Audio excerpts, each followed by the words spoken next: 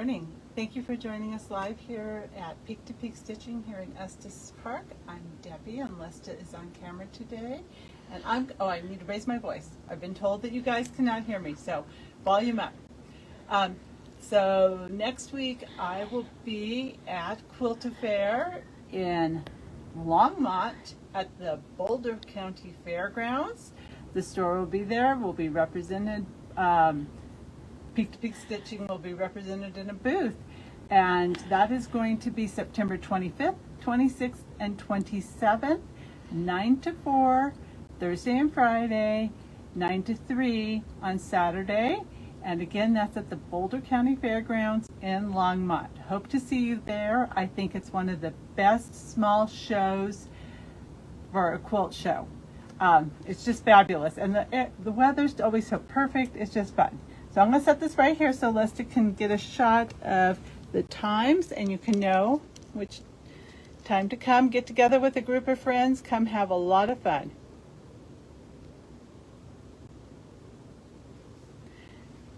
And up here in Estes, our color is starting to happen. We're starting to see little specks of gold here and there. So I laid out some of our fabric. We have more fabric than this, but I chose some that kind of represents what's happening right now. This beautiful fabric is Landscape Medley. It's Aspen Gold. Lesta's going to come in and show you a little bit, and then she's going to show the names in case you want to order that online. And remember, anytime it's over $200 on your shopping order, the shipping is free.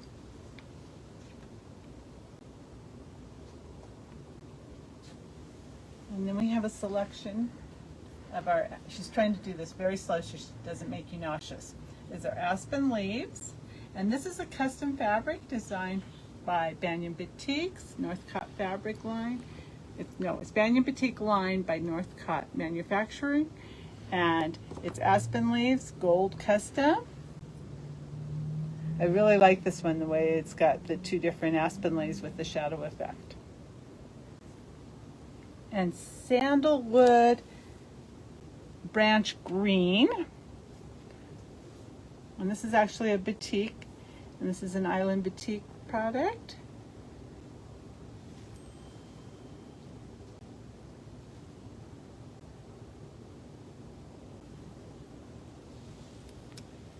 And this is Backcountry 1906 Aspen Leaf by Island Batik also.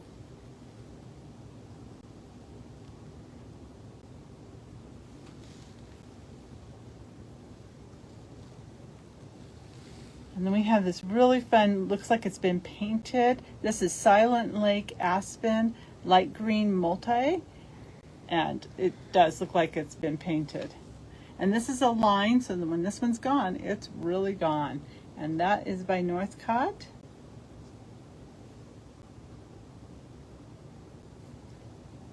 And then we're going to come into the Backcountry 1035 Aspen Leaf, and this has got the more gold colors in it, and this is also by Island Batik.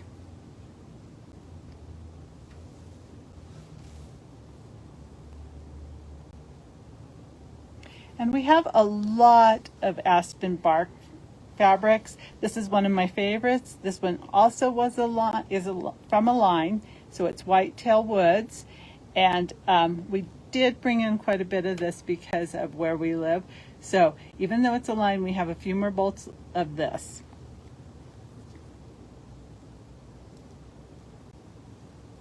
It really just represents a lot of why people come up to Estes Park, mainly this time of year, to see the white bark with the gold leaves. So today I'm going to demo how to do the French seam, as we spoke about last week, where we had the pillowcases. And I will be taking the pillowcases to Quilt Fair. So to make a French seam, and the reason why you want to do this is because when you're pulling your pillows in and out, you don't want all those little strings to come out. You can serge them, but not everybody has sergers, and some people actually still prefer this method because it's so clean. So you're going to start off when you're doing a French seam with your fabrics, and this is the hardest part to remember. You're going to put your wrong sides together. And then you're going to stitch on your wrong side 1/8 of an inch seam, not on your wrong side, on your top of your right sides there. And when you finish doing that seam, you are going to press it. Oops, I wanted to show you on this one, sorry. You want to press it just like you would your regular seam. Press it from the top. I know this is the wrong side, but it'd still be the press from the top. So you would press that down. Then after I press that, I press this seam also, and it just kind of rolls in there. And I press that open.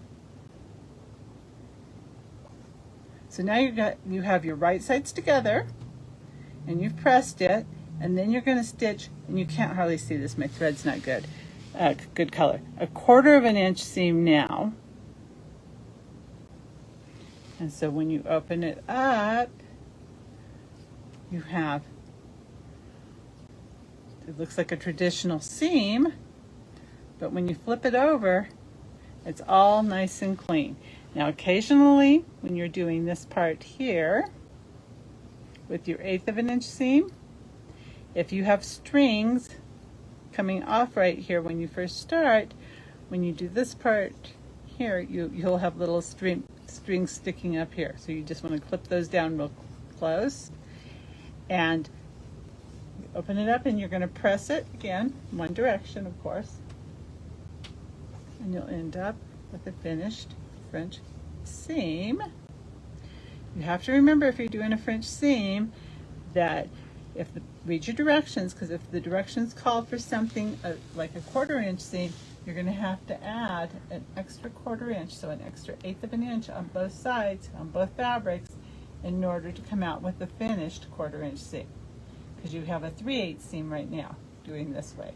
And it's probably even a little bit more than a 3/8 seams, because you know how I'm always talking about when this folds over, how you lose some of your extra fabric there. But beautiful way to do a pillow.